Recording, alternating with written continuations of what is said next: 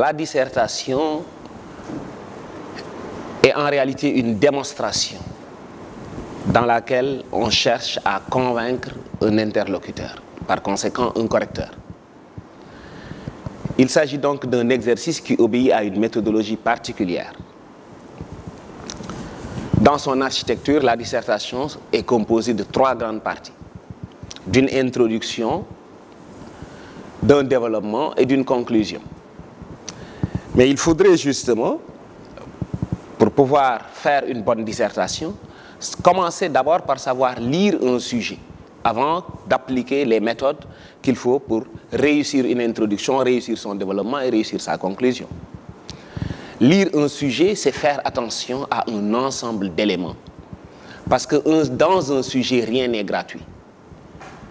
Tous les mots qui sont utilisés et qui font partie justement du libellé du sujet sont considérés comme étant importants pour la compréhension même du libellé. C'est pourquoi il y a d'abord à faire attention à la pensée qui est émise pour chercher justement à la lire et la comprendre, à redonner à chaque terme composant le sujet la signification qu'il doit avoir selon l'environnement dans lequel il se trouve. Parce qu'un mot a priori est vide de sens, il n'a de sens que par rapport à un contexte. Dans un sujet, il faut savoir redonner aux mots la signification qu'ils doivent avoir.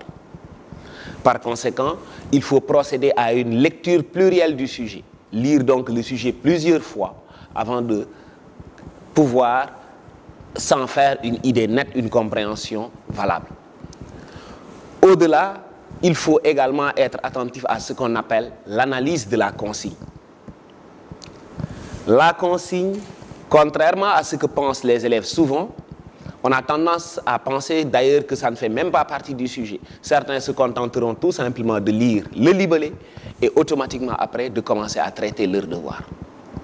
Or, c'est la consigne qui vous donne la nature du travail qu'on vous demande de faire. Et c'est pourquoi pour un même libellé, lorsque la consigne change, naturellement le plan qu'on doit adopter va changer. Et c'est pourquoi il faut faire attention à cette consigne pour pouvoir déterminer le plan à adopter par rapport au sujet que nous avons justement à traiter.